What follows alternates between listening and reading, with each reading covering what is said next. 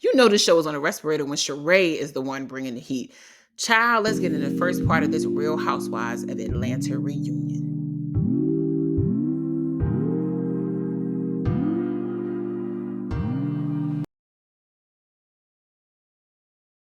Welcome, beautiful people. It's your girl Tammy. Let's get into this Real Housewives of Atlanta reunion part one. I hope this means that there's only a part two because when I tell you it wasn't giving, it wasn't giving.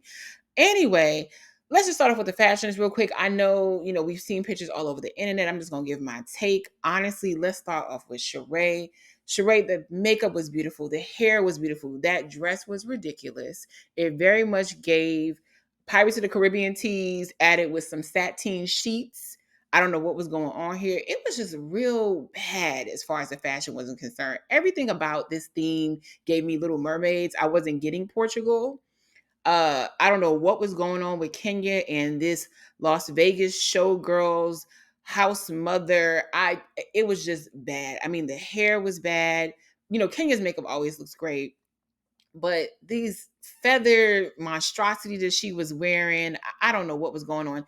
Kenya actually looks great this season as far as physically is concerned. It doesn't take Ms. Moore anything to look fantastic and to give good face. So I just don't understand why the outfit didn't match. And Kenya normally gets it right most of the time. So I was just really, really disappointed in this look. I agree. It just, like Marlo said, it was just too much feathers, everything.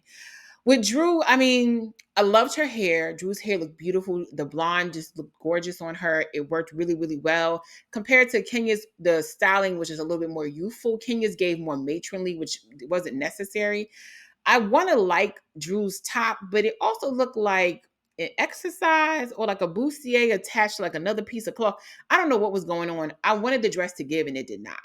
It was missing. I love her earrings and her makeup was on point, but the dress was awful.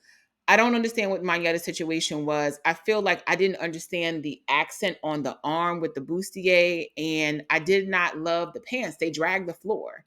Even when you have on heels, I just felt like this could have been done better. And her hair was kind of boring. Let's move on. Next up, we got Marlo, and Marlo definitely was giving Three's company. That's the first thing I thought about as well. She gave Miss Roper tease. It gave, Blanche Devereaux, it's Golden Girls vibes. I just really did not love this look on Marlo. I think it really hit her frame. Marlo is a beautiful girl. I do not think that she needs Ozempic. It was just disappointing to see her hide her body because Marlo normally gives amazing styles and looks. So it's just disappointing to see, just her sort of sink into this. It really, the dress took over her body instead of her taking over the dress. And I was disappointed in this look for Marlo. I loved her hair. I loved her makeup, but honestly, she just really disappeared in this dress in not the best way. Candy, I love that she changed it up because I really get tired of seeing so many of the gowns. Even with Mayetta and them dragon pants, I really appreciate that people were trying to change up the looks a little bit so we weren't getting the same exact gown, beautiful gowns. So I did love that about Candy's look. I thought she looked amazing. I love the hair. The bob was a little too straight for me. It was a little too Edna from The Incredibles. But I did like the dress, and I thought Candy's makeup was on point. Sonya looked fantastic. I love the jewelry. I love the look of the dress. I think it accented her well, and her baby bump. I thought her hair looked great, and I like that she added in something that's like currently relevant, which is like the jewels on the eyes, which many people have been wearing from like fashion runways to red carpets. So I love that she sort of added that in, and I want to say Sonya's earrings were I thought she was wearing an ear cuff, but I think she's just actually wearing like a longer earring. But I absolutely loved her look. I don't know what the hell Courtney has on. She looks like a cadet. It looks weird. It's giving Star Wars after ball tease. I don't know what we got going on here. Courtney, per usual, the hair was boring, the makeup was basic. Her nails are cute, but other than that, I was disappointed.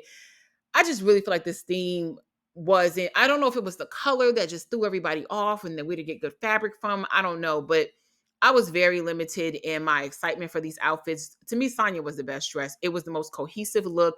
It looked clean from beginning to end. I feel like she understood the hair, or her team, because let's be honest, we know she's not dressing herself. But, the team understood the assignment. They got her hair right. It never really looked bad throughout the entire episode.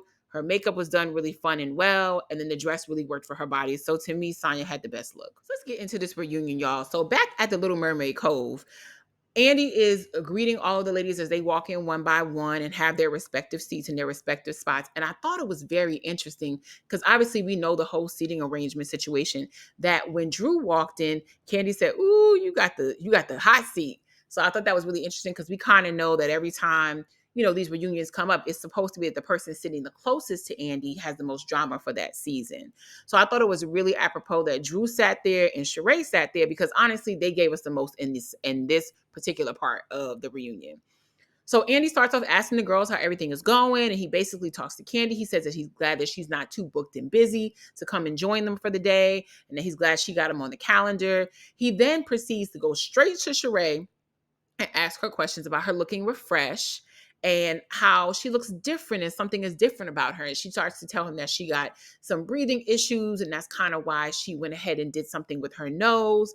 And when I tell you, Kenya's face was all of our faces in that moment. Like, Sheree, who are you trying to play with right now? Girl, you look like Hazel E. We saw it and thought it looked crazy when we first saw you swollen in that segment previously during the season. And what's crazy about it is I hate when people try to use the whole "I had a breathing problem." The literal term that every celebrity has used since the beginning of time is deviated septum. Whenever they say that, that really normally means, "Oh, I had trouble sleeping. I couldn't breathe properly." Deviated septum, honey. That's what they always say. Like, "Oh, they had to take care of that." And that's what it was. Sheree, just say you wanted to get a nose job because you wanted to mess with your face. So you don't want that little extra point, which, by the way, Sheree, there was nothing wrong with your face. Beautiful, beautiful, beautiful. Did not need the extra nip and tuck. And now it looks a little weird. He then moves on to Marlo. And he asks Marlo, she also looks a bit different. And Marlo says that she is currently taking the shots, that she wants to fit into more sample sizes. And that's the reason why she has decided to start taking, which I believe was, I guess Ozempic is what she probably is on when she says that she wants to get into more sample sizes. And for most people who don't know, the common sample size in most luxury fashion is a 0 to 4. So I'm assuming Marlo might have been like a 6 in fashion, probably between a 4 and a 6. And she feels like Ozempic will bring her down. But honestly, in my opinion, Marlo did not need any of these Ozempic shots.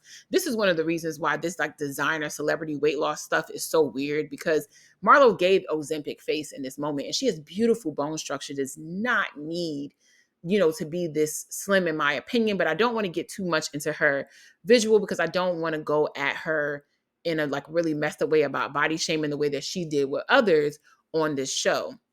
But I do want to say that Marlo really did not need this alteration. I feel like she's already solidified as a fashion girl. She didn't need to try to go down to a sample size. It just wasn't necessary for what she does professionally, which is this archival showroom. And she just didn't need it because Marlo's a beautiful girl who's always kind of, taking care of herself to a certain degree, whether it be through cosmetic alteration or possibly the gym on occasion. I just didn't think it did anything for her. She has beautiful bone structure already. He tells Kenya that he likes her boobs and the new look she's got going on. He asked Drew how she feels about living in the house with Ralph now that they're going through this like sad divorce and we're seeing all these things play out. And she said it is very, very tough between her and Nerf Ball to be living in the same house. And, it's a rough situation because of their kids. He mentions to Sonya that she looks great pregnant. Dr. Jackie's going to deliver the baby, and that Ross is excited, and Sonya, really probably is excited because she probably gonna try to move her sister back in that house and take care of that baby. To be honest with y'all, this was a cute little welcoming, warming up segment. We know that Andy knows all the girls and that they're gonna get into their individual stories. I will say this though, I feel like Sonya wasn't needed for this reunion. I wanted to quote Marlo when she said, "Tell that lady and her baby they could go." When she was at Brooklyn birthday party and that lady got mad because they started arguing at the table. That's how I felt about Sonya. She just really was just sitting there. She didn't add too much to the segment. And I was like, tell that lady she could take her baby and go.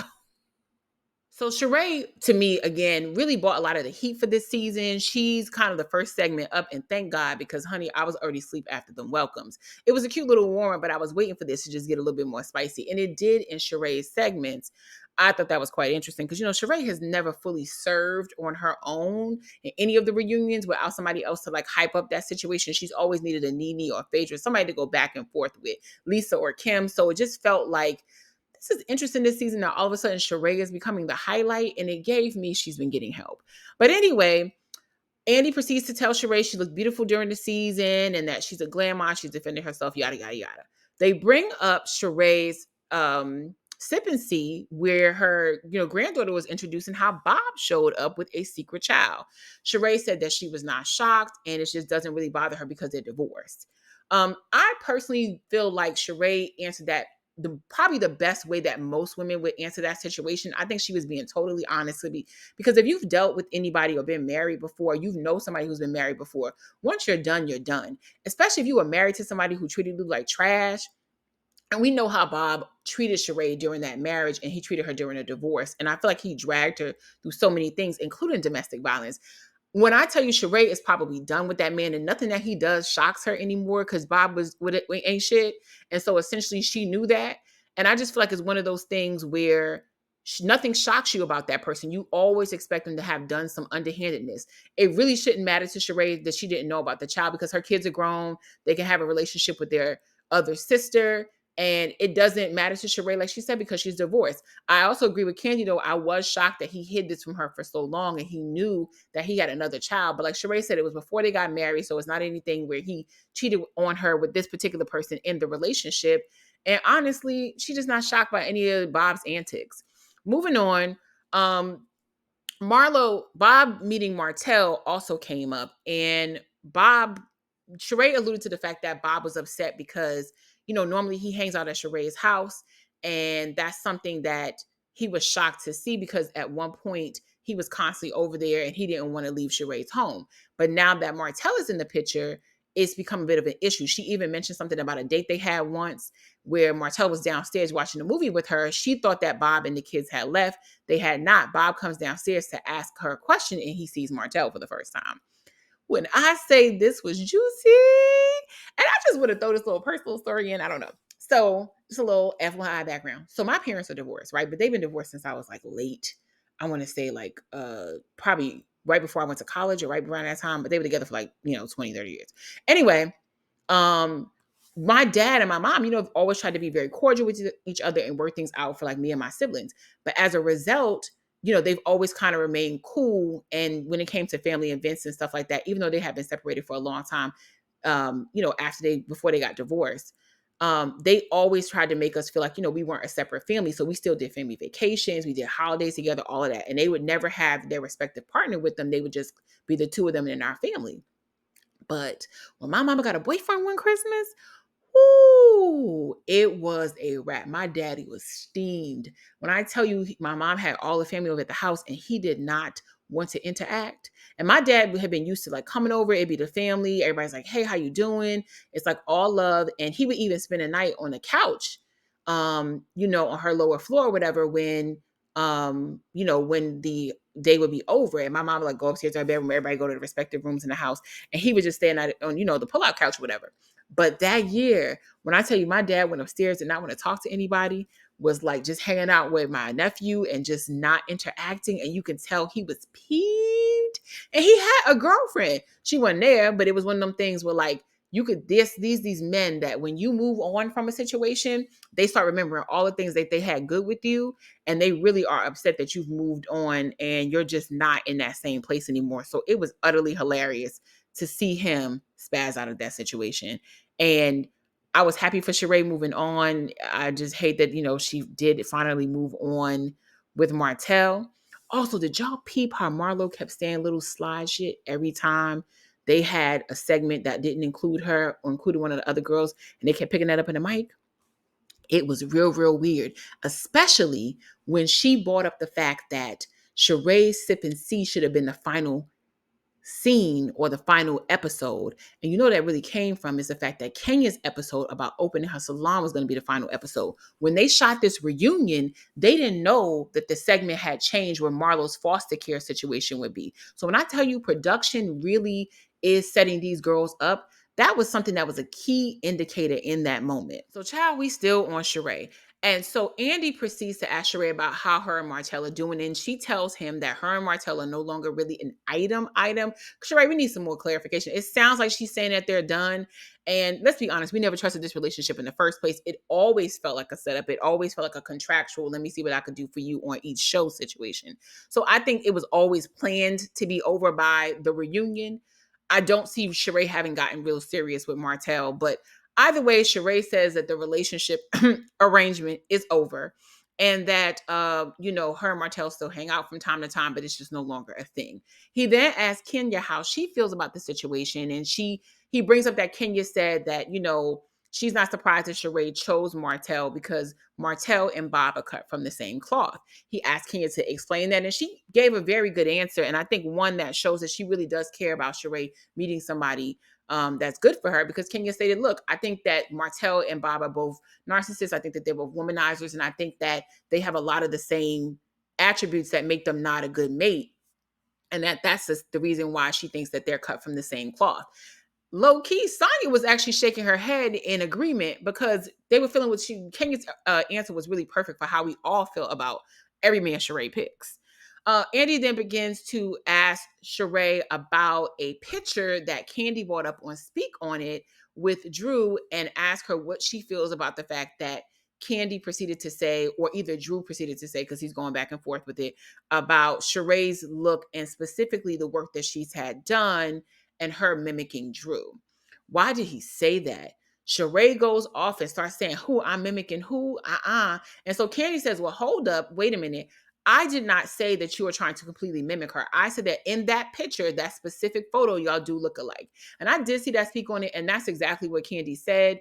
And then Drew proceeded to say, and they also showed the footage during the reunion, that it was giving Drew inspiration. It was giving Drew tease, because that's when Sheree just had that nose job. And so Sheree says that this is one of her worst pictures. And so if she was trying to imitate anybody, then that's not really a good thing. She doesn't really ever try to call Drew ugly, but it's one of those things where she kind of low key is trying to imply that. And Sheree, you know better. Had you felt better about your self-esteem and all this old and cold energy, you wouldn't have decided to get the need to look like Hazel E anyway. So it just got weird in that little segment. They continue to argue and we move on. Somebody or a viewer, production, asked a question about Martell's big dick energy and the fact that his BDE is something that is constantly around the community as he spreads seed from seed to seed. And Sheree says that's one of the reasons that she backed off of him, is because there was so much noise around him being in these streets. And they then proceed to ask Kenya, what was could she have been a better friend to Sheree had she spoken up early about him being in the DM? Sheree might have not chosen him. And Kenya's like, wait a minute. It wouldn't have made a difference. And I have to honestly say, it would not have made a difference. Sheree was not unaware who Martell was when she met him. Because I honestly think that they met through Carlos. But they're going to try to pretend like it was Anthony that connected Martell at Huntsville on this one show to Sheree and RHOA in Atlanta. Give me a break. I definitely think they got hooked up by Carlos. I definitely think that there was a talk through about how this should look for both of them. It could give them a boost on one side and give them a boost on the other side. Sheree had no storyline coming into the season, and Martell's storyline couldn't have been that failed wine. Sheree had a failing clothing line. Why not merge all together and try to keep the spice going up? And it did work. People who don't watch Love and Marriage Huntsville absolutely believe this fake ass relationship on Real Housewives of Atlanta. But anyway, he then proceeds to tell Sheree that, could Kenya have warned her earlier? All of the stuff about Martell online was literally segmented for years on that other show. So Sheree had key evidence that wasn't just internet rumors, that he wasn't a good guy, that he had questionable character. She chose to ignore those things because she did not care, because he worked for her storyline. She tries to make it seem like she was really hurt by the fact that Kenya didn't tell her and what was going on in that situation.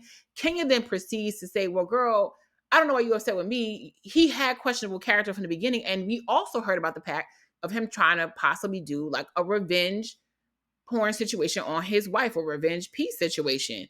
And we know that was like a little bit of an interesting drop. I do wonder why that got dropped.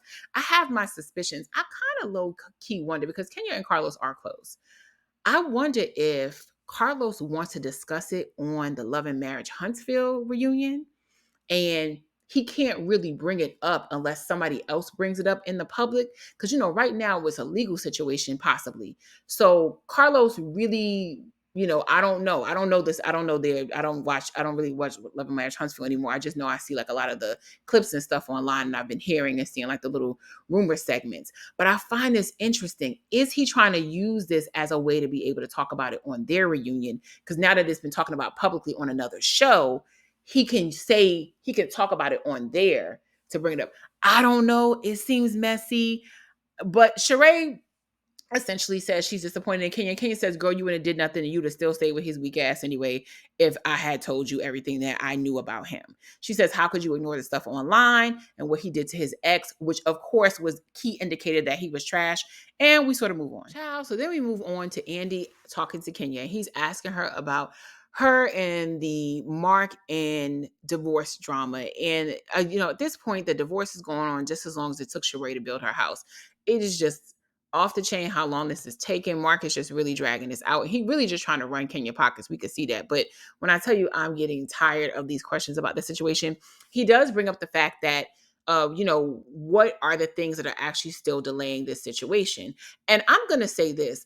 I would have thought that, I was questioning whether or not like what this real dilemma was with them and how, completely honest this was until I saw the Halle Berry shit and realize that these men will try to drag you, especially these kind of semi-broke men. Restaurant business is fickle, so I don't know how well Mark is really doing, but it's one of these things where like I noticed that in Halle Berry's situation, it went on for like 7 years, even though they technically just now are finalizing their divorce because he dragged out the child issue for so long. And now that man is getting almost what, like 8 grand or 6 grand from her mom. When I tell you, like, these men really will drag this thing out to try to get this money from you.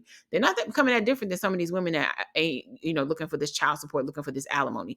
Anyway, she said that Mark tried to say that she was trying to prevent her from seeing Brooklyn. And he also is trying to use the segment from her when they were in Alabama and Marlo kicked the door, making all the noise, and it woke up, Brooklyn because her and Kenya started bickering.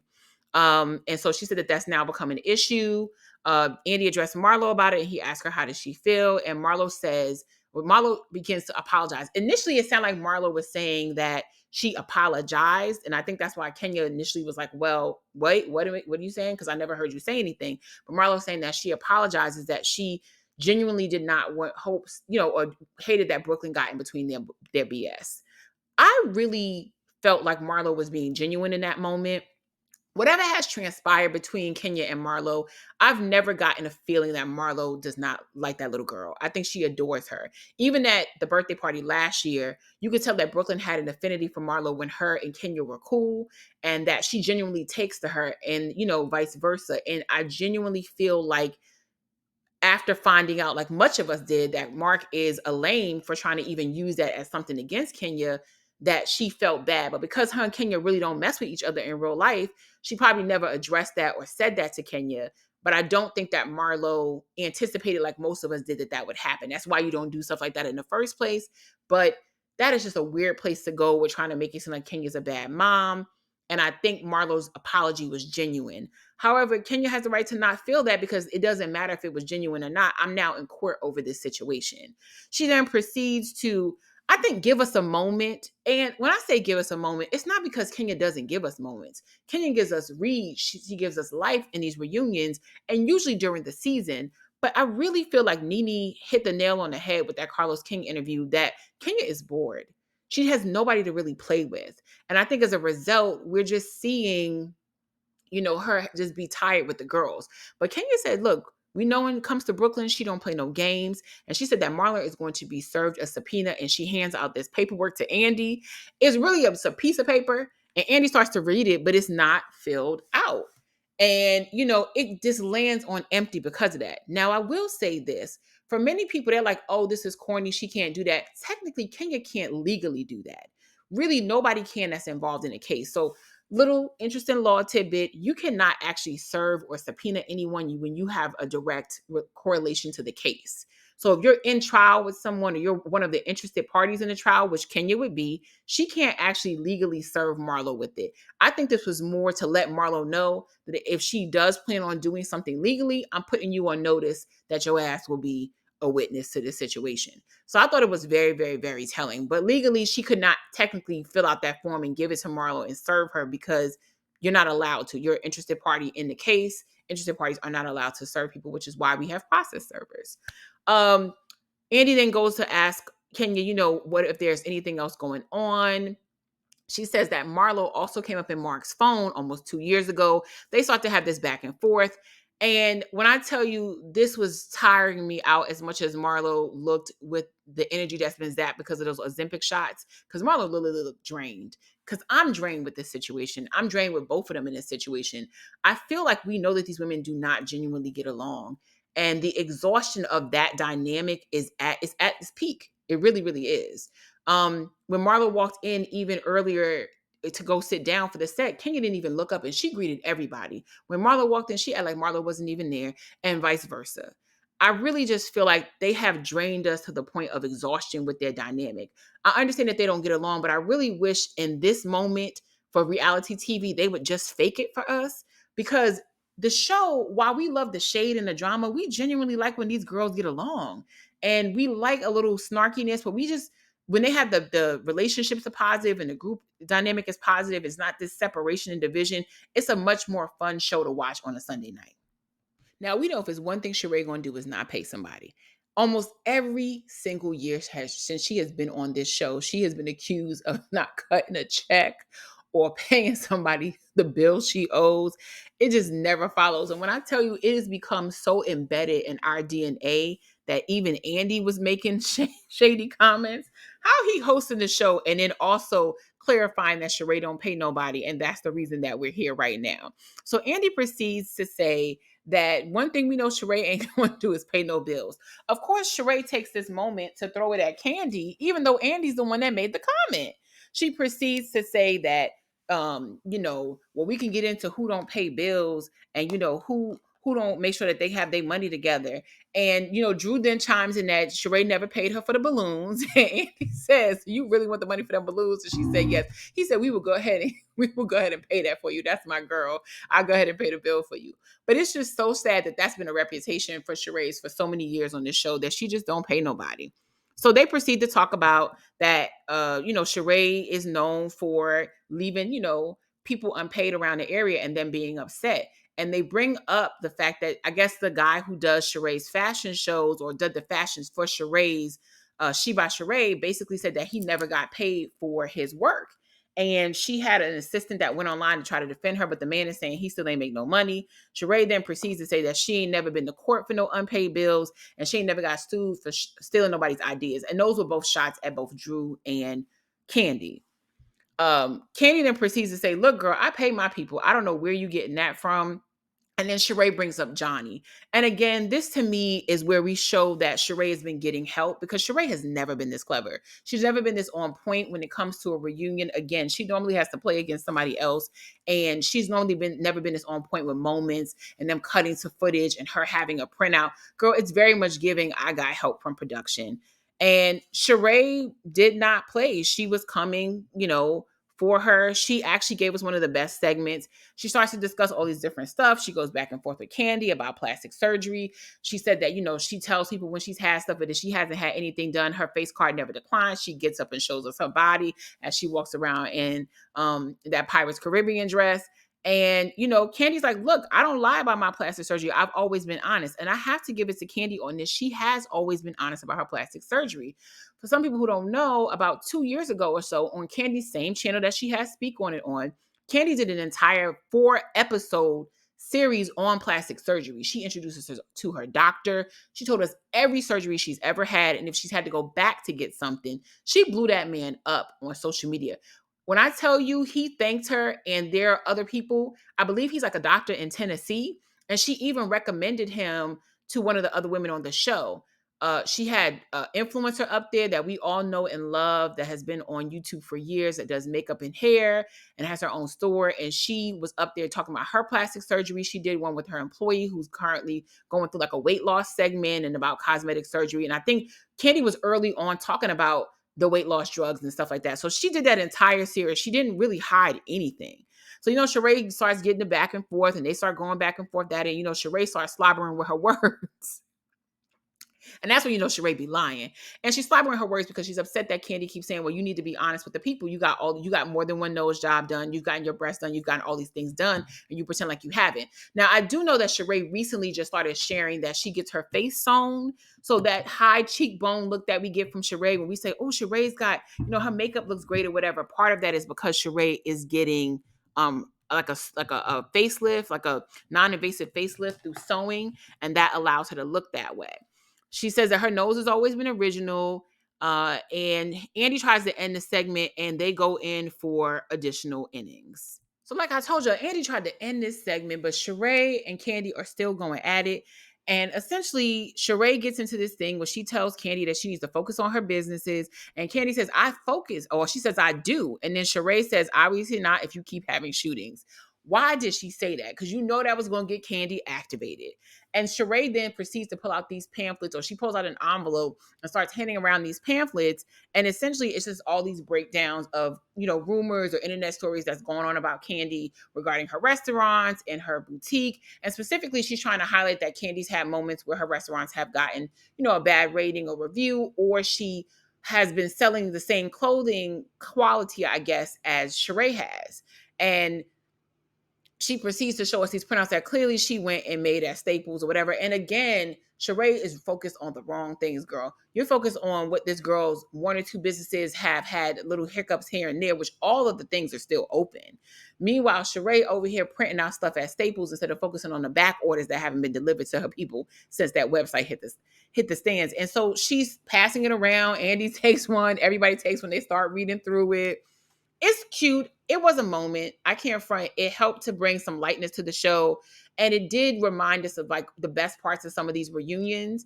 Candy proceeds to say that, yes, we sell the same clothing. I've never lied about that, but my store has been open for 14 years. You put stuff on a runway that nobody ever see on your website and that nobody's ever gotten.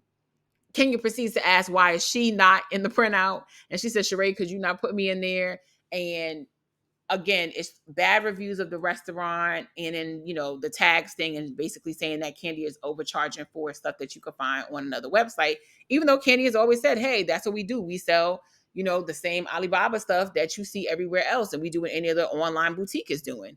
Andy then proceeds to ask Sheree if she has made a profit so far with her site. She says that she is not. She's been waiting to do this a long time. And that, the average business takes 2 or 3 years to profit. I find that hard to believe when it comes to online boutiques because you don't have the overhead of a brick and mortar building. You can get a Shopify website and put it up tomorrow, which Sheree's quality of her website suggests that it's that. And, your back end support, the little bit of stuff that she has to put in for that. And then she's not really marketing in large places. So this isn't a Nordstrom's ad. She's not in Vogue magazine. She markets online for free. She markets on her website. There's a page for the boutique, I'm assuming, and all of that online marketing is pretty free if you have an assistant or you can do it yourself. So to me, I didn't really get what Sheree was saying about the 2 or 3 year situation because she doesn't have a lot of the things to climb that you would if you were opening up your own Saks Fifth Avenue or your own boutique. And Sheree actually ran a boutique before she got on the Real Housewives of Atlanta. It's just giving things are not matching up with Pinocchio, but I appreciate Sheree with the props. Candy eventually takes it in stride. Andy said that he is going to frame the newsletter because it was a hit. I do agree. It had a moment. And let's move on to the next part. So Andy then proceeds to try to move on to Drew. And he's asking her about how she was treated on The Past, which is Candy and Todd's film that is currently streaming on Peacock. I did a review, so check it out in the description.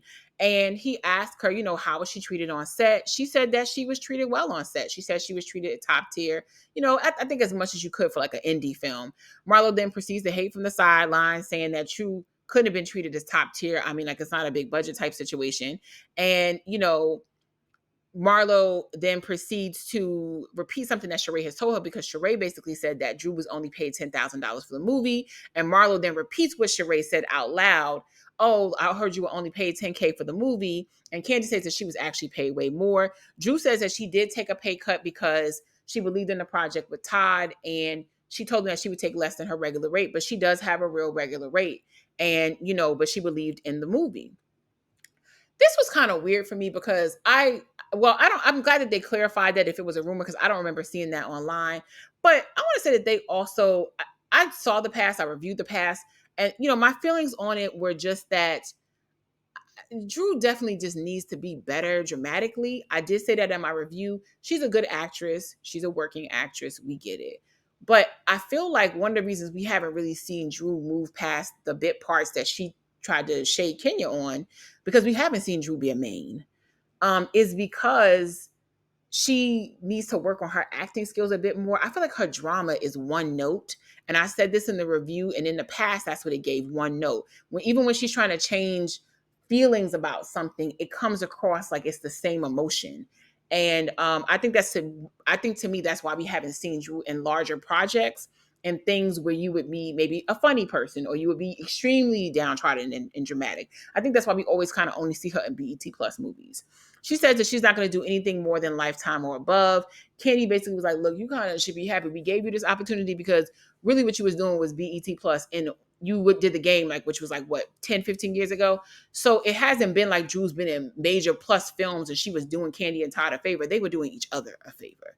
She then proceeds to discuss with Andy how she was disappointed about Kenya's remarks about her music video, because she felt like her and Kenya are friends, and she felt like Kenya tried to play down her situation. This was actually one of the nicer moments in the show, and it also reminded me of those great segments from old reunions where when people did have drama, sometimes they would come together and work something out. Kenya says that she was meant to throw light shade. She wasn't trying to offend Drew or disrespect her. But Drew did come for her about her acting career. And to be honest, Kenya was on Martin. She was on Jamie Foxx. She wasn't a series regular, but she had more speaking roles sometimes than even Drew had and stuff, past when she played Drew Sidora on The Game. And Kenya was that girl. She always did pop up in sitcoms as the girlfriend or the wife or whatever. And she sometimes had longer segments than just a scene. She wasn't like this large actress, but I think she was like, hey, we kind of doing the same thing, to be honest with you. And to be honest, they really are, at this moment, because again, we just haven't seen Drew in a lot of large films. She hasn't been the girlfriend or wife in some major film featuring, Denzel Washington. She hasn't been on an Insecure or anything, but she's a series regular. So Kenya does apologize. She says that, she didn't mean to shade it. She did think that the event was low budget, and she wanted more for Drew because she thinks Drew is super talented, and I think Drew is also super talented. She said, but she doesn't want to offend her, and she apologizes if she hurt her feelings. I thought this was a really, really sweet moment. And, they nip it in the bud. They then ask about the infamous kiss. And Lord knows we go into this long segment about Candy saying that she didn't imagine the kiss, and Drew saying that it was a lie. And they go back and forth with the LaToya story. Was it true? Was it not true? Did she say it and speak on it? And, I can't front y'all. I tuned out. It gets really, really annoying when we rehash some of these conversations because they exhausted to death, and it was exhausted online to death. Essentially, the stories remained the same. Drew says she denied it. They're saying that LaToya flip-flopped. At least Sonya and Marlo brought up the fact that they feel like it's been a flip-flop situation with LaToya. Candy said that she's been clear from day one that she actually saw the kiss and that they did in fact kiss, and we're exhausted with the conversation. They talk about the fact that Drew brought up South Africa and basically said that she had been to South Africa, but not Africa, which we know that didn't even make any sense. And then there's a viewer question about Marlo body shaming Drew, and how could she body shame Drew when Marlo has had several things done to her body. And so for you to come at somebody else when you weren't happy with parts of yourself, and now everybody can afford to just go get plastic surgery left and right, nor is it safe. And Drew got kids. So Marlo basically says that everybody gets surgery. She deflated from the question, because the question at the end of the day, or really the viewer response was, you need to stop shading people. You have your own body image issues. You're not trying to fit into a 0-4, ma'am. You cannot go around body shaming people about things when you aren't feeling comfortable in your own skin. And everybody's not willing to just go under the knife every 5 minutes. And it isn't always safe to do that. People do lose their lives getting cosmetic alterations. So it is what it is. I will say on the South Africa and Africa comments, I feel like Drew is coming into her Portia era. We'll talk about more of that later at the end of the review. And Drew begins meeting Marlo for Slick Honey, clip by clip, note by note, voice over voice. It was really nice to see. And I was like, okay, Drew stepping up. She really defended herself. Andy asked Drew about the divorce and if Ralph, how hard it's been for her with the kids. She said it's really difficult, especially because they live together. It's been really hard to go through. Sonia asked her, does she think that they're going to make it? She says no. All of it is saying that they hope that there's some chance that they can get back together. And Marlo says that she talked to Ralph and then she said Ralph also wants to get back together. And Drew is not feeling that comment and wonders why Marlo is talking to her husband. This was by far the most boring parts to me. I get that we have to address like the chihuahua that is Courtney. I am not a fan of this lady. I just feel like she's such a thirsty fan to the show, and it just shows through. So Monyetta and Courtney are supposed to come out. Monyetta comes strolling out in them pants that she's gonna trip over eventually. And they said that Courtney's microphone is currently not working, so they're waiting for her to join. When they get back on the scene, again, Marlo with the slick comments mentions that they're sitting on the couch and that the broke, jealous, pretty girls are on the other side. Not Sheree saying that they need to get their money up is what she repeats to Marlo. And I'm saying, Sheree, you need to pay the money up that you deserve, that these people that are looking for their money deserve to receive. It's just the way that they're trying to front this alliance with us of these mean girls that are like, oh, we're the victims. So now we're, forming this Ultron relationship. It's so corny to me. I like when the women work out their individual issues. You can definitely tell there's a separation between the two groups, obviously with Drew and Monyetta and Candy and Kenya on one side and Sonia, Courtney, Sheree, and Marlo on the other side. The thing that I have an issue with when it comes to the alliances is that the one side of Kenya and Candy and Monyetta and Drew is that they at least interfight in the way that we remember the old groups used to be. Don't get me wrong. Even in old Housewives, there were alliance moments. Let's please believe this is not a new fascination. There were definitely the talls against the smalls. There were moments of alliances on this show prior to now. So it's not a season 15 thing. But what is new is the fakeness of the alliance where there's like absolutely nothing wrong on one end. They all get along and it's so perfect. And we know that that's not the case because a perfect example of when Sonya showed up as not a puppet is when they had that disagreement on the after show about Martell and Sheree and then not paying the birthday bill. I also have that down in my description box below. Check that video out. But that was the first time I seen Sonya pop up against one of them when she disagreed and was honest in front of everyone versus a situation where she waits until after the situation or in a green screen and kind of say, I don't understand. But in front of everybody, she pretends like it's all cohesive or defends their actions. On the opposite side of things, while they do defend each other, we see them go at it. You know what I'm saying? We see them go at it. Drew had an issue that she wanted to clear up with Kenya.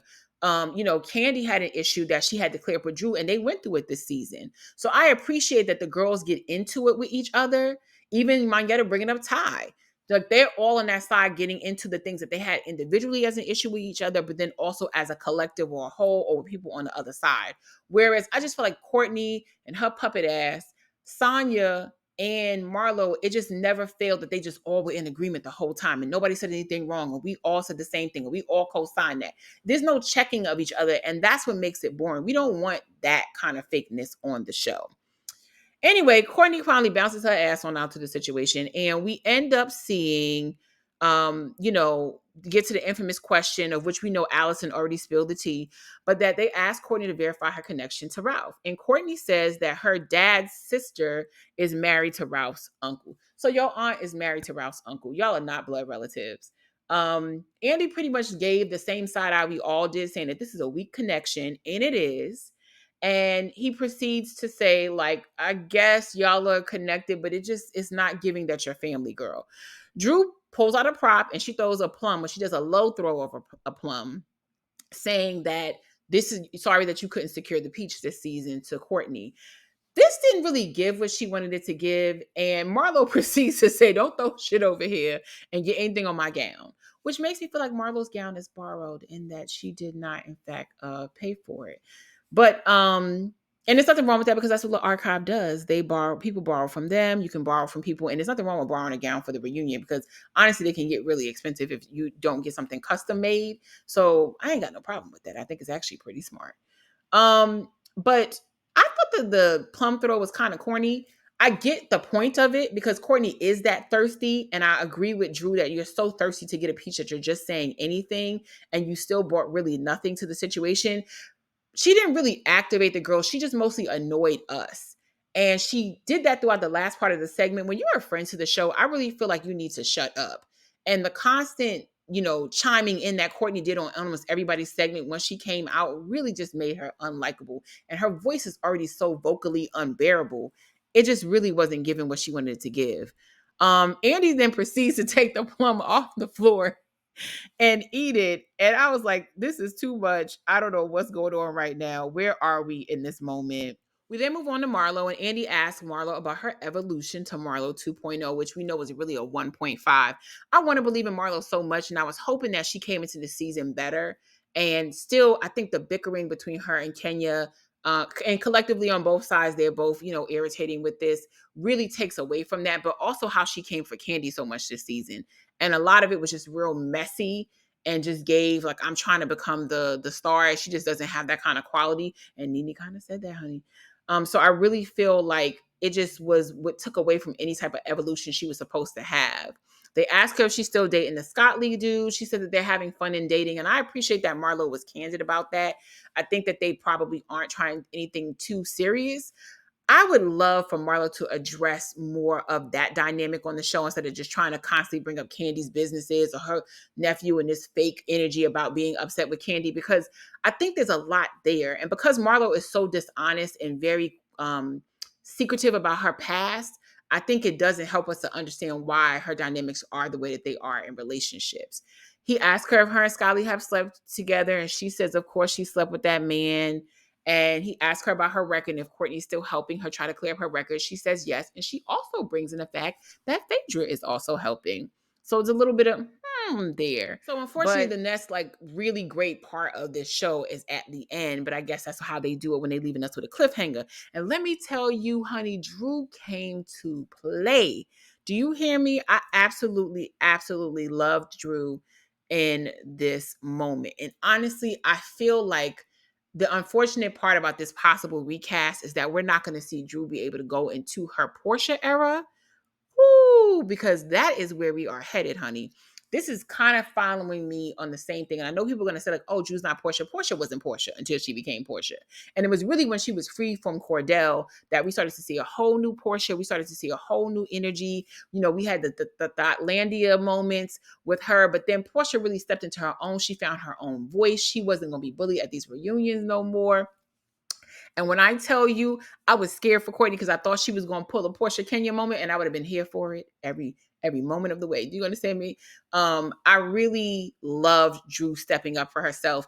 I don't think everybody was beating up on Drew because Drew had genuine moments that she had beef with people. She had back and forth with folks. So she had genuine moments in this segment where she had to defend things that she had said and things that she felt offended by. But I really love that she wore into Courtney's ass, honey. So they then begin to ask Courtney, how well does she really know Ralph? And Courtney basically says that, Ralph and her, they found out about each other that, during the season, it wasn't something that was pre-planned. We don't believe that. And then she said that the reason that they found out that they knew each other was because Ralph used to spend nights at her aunt's house and she knows the house and remembered it and said, oh, that's my aunt. I used to also stay at the house, so we must be related. And that's how they found out. And now they're fast and furious cousins. And when I tell you, Andy cut an eye like, okay, girl. I think he even made that exact statement, like, okay, girl, like, what does fast and furious mean? Like, you could tell when Andy is not believing a situation. They then proceed to jump kind of quickly into, Sheree and a bone collector issue. And if they feel like Sheree is really there for the girls, or is she someone who is, really supportive of the ladies? Sheree, they show these different segments where Sheree is a bone collector at times, and sometimes she's a peacemaker, and how she's also gotten into it with Drew.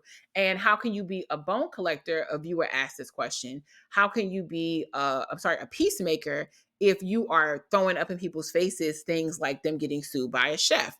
And Sheree says she does genuinely want to be friends with all the girls and be supportive, but sometimes, they've thrown bones at her and she feels the need to address situations. And Drew feels like, well, hey, you should have called me the way you wanted that same courtesy from me.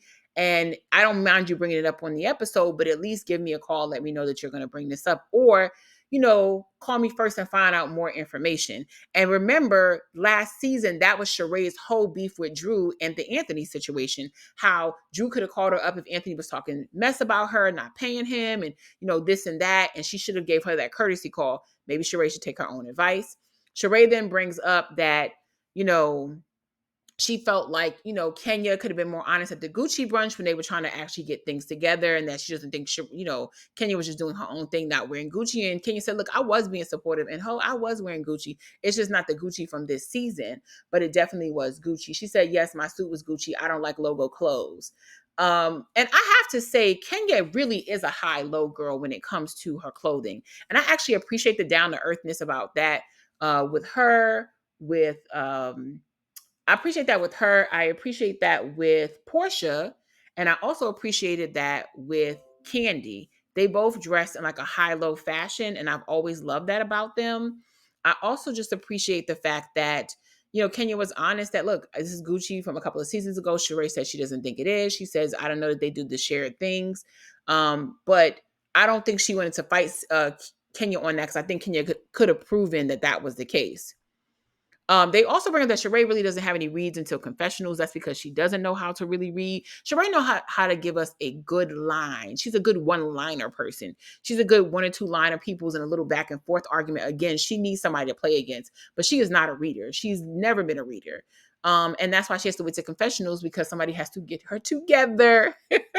And that's really where that comes from. So this segment was just really humdrum, more about Sheree pretending to be a peacemaker when she really wants to be a bone carrier. Although I do agree with Kenya, there's no problem with her being both, because it does keep them honest. Just also be honest about your own stuff as well. Okay, y'all. So we finally land in this plane. I mean, we're at our destination. Thank the Lord. We're just trying to get through the gate.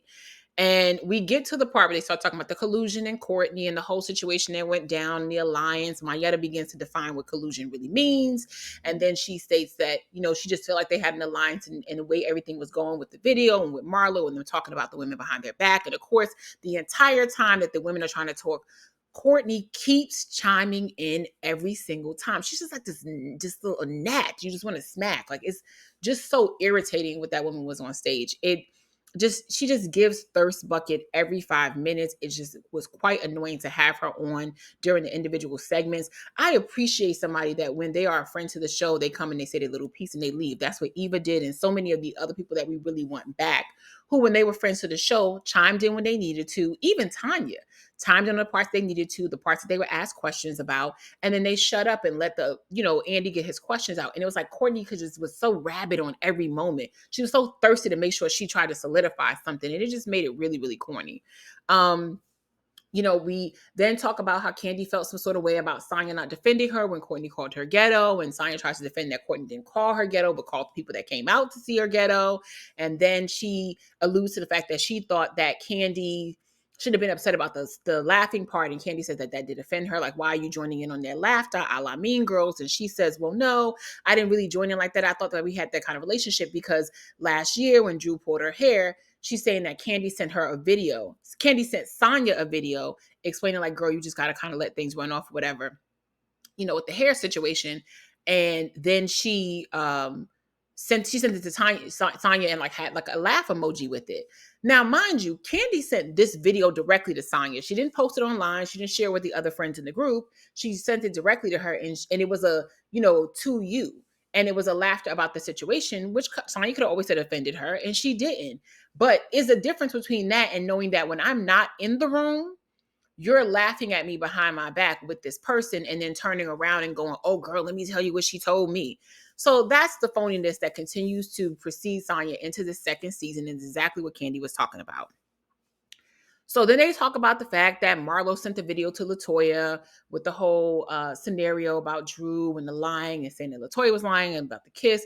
It just got to be too much. And again, Courtney keeps chiming in like the chihuahua she is and the fan she is. And it just made it more uncomfortable. They actually go ahead and address Kenya's spa situation. And she expresses how she already has the first part of it done. They give a tiny segment to it in the in this finale. I know there was some drama online about it, but clearly I don't know. Either way, Kenya addresses it and clears it up in this situation. Essentially, they did, go on to tour not just the lobby of the building, but also the first floor of Kenya's salon, which I know was factual because again, there are bloggers, I'm not bloggers, I'm sorry, there are influencers that have been on YouTube for years that are makeup and beauty influencers that went to the soft opening. They have videos on their pages. They couldn't show but so much, but they even went underneath Kenya's picture to say, we loved it, we saw it. And they show a piece of that on the show. There is a floor that's completely built out, but Kenya wanted to build out a second floor loft area. And I know she was asking or she was sharing design concepts with people online over the last couple of months about, things she wanted to add. Cause Kenya loves a good purple, honey, and she wants to add a second floor. So instead of trying to open her salon and then have construction happen while she has her salon open, which we know people do, she wants to build it out first so that she can open it all together and not have to do that, which we know could be completely annoying. If you've ever had any sort of construction project happen in your home or anything like that, you know that having construction while you're living someplace or occupying a space is completely annoying and can be very tenuous, to your just actual nerves and just your peace of mind. So it's helpful to have that type of stuff done before you open. We get to this final run around the clock, and that's when Andy asks her, or asked Drew rather, about the comment Manyetta made about Drew and Ty, which we know allegedly Drew is pursuing some sort of situationship vibe situation with Ty, who used to be with Mimi from Love and Hip Hop. Although I want to point out that Mimi is the one that told us as a general public on the Shade Room, or at least they picked it up from Mimi's page, that there was an implication that Ty had done something with Drew. So nobody is outing Drew on this show. She was outed by the blogs months ago, and maybe sort of in a way from Mimi because of the fact that maybe there was an implication that Ty could have cheated or whatever. Because Ty for a long time wanted to get married to Mimi, and Mimi turned her down, and they got back together. It's a lot of back and forth stuff. But nobody on this show was talking about anything that had happened before this season that had not already made its rounds on the Black blogosphere. We then get to the most important part of this show. Drew serving the shit out of Courtney, honey. When I tell you Drew was all over it, because Andy begins to ask Courtney, what does he know? What does Courtney know about her and Ralph? And she feels like she knows a lot. And Drew's like, you don't know us at all. You don't know me. You don't know my husband. You're a fake cousin. You're unverifiable cousin. And don't ever bring up my son in any situation. And they kind of go back and forth at it. But when I tell you Drew was serving Courtney left and right, and Courtney was trying to stay afloat, but it was ridiculous to see how she was getting her together. And that's when the Chicago Drew finally came out, honey, and let her know, don't you ever talk about my son and bring up my child in any type of situation. My kids watch this show or could watch this show potentially. You don't know me. You're just a fan that's trying to hang on to my husband as a fake cousin or some relative 10 times removed, and trying to come across like you know us and you know our situation, and you're being fed things by him because we're going through a bitter breakup. But I will lay your ass out, which is how I took it, if you continue to play games with me. I really felt Drew in this moment. And like I told y'all, she is really coming into her Portia era. Again, I really hated the recast possibility because I think Drew that we'll see after Ralph and post Ralph will be an amazing moment for us. And I hate that we could possibly miss that. I appreciate y'all for hanging out this long. We will stay around and see what's going to happen with this part 2. I hope there are only 2 parts because this is definitely not worth a 3. I hate that this has been more or slightly entertaining than the season. And I'll catch y'all in the next one. Bye. As always, y'all, thanks for watching. Don't forget to like, comment, and subscribe below, and I'll see you in the next one.